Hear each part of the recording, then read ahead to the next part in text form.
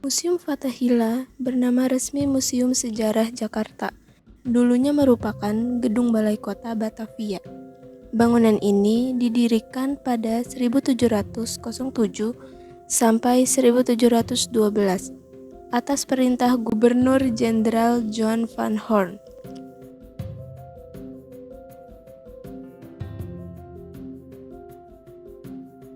Sejarah pada 1620 didirikan pertama kali sebuah balai kota di Batavia, di tepi timur Kali Besar.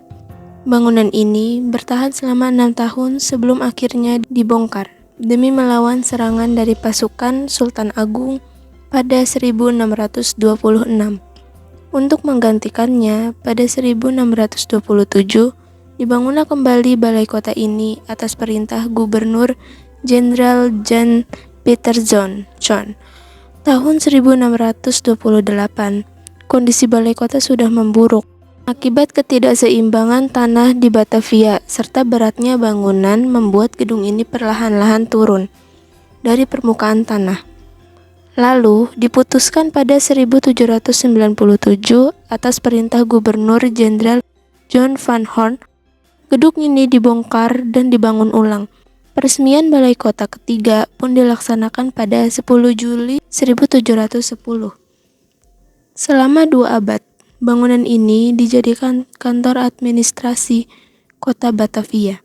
Selain itu, bangunan ini digunakan sebagai College van Zevenaar atau Dewan Kota Praja, serta Raad van Justitie atau Dewan Pengadilan.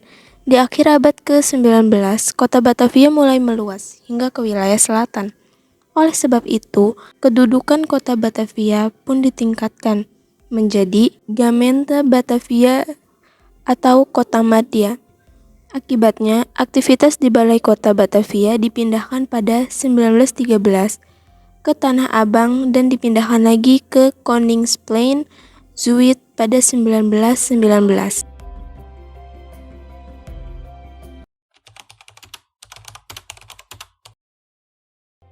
Pada 1942, masa pendudukan Jepang, gedung ini digunakan sebagai kantor pengumpulan logistik Dai Nippon atau Kekaisaran Jepang. Kemudian, setelah Indonesia merdeka, bangunan ini digunakan sebagai kantor pemerintah Provinsi Jawa Barat sampai tahun 1961.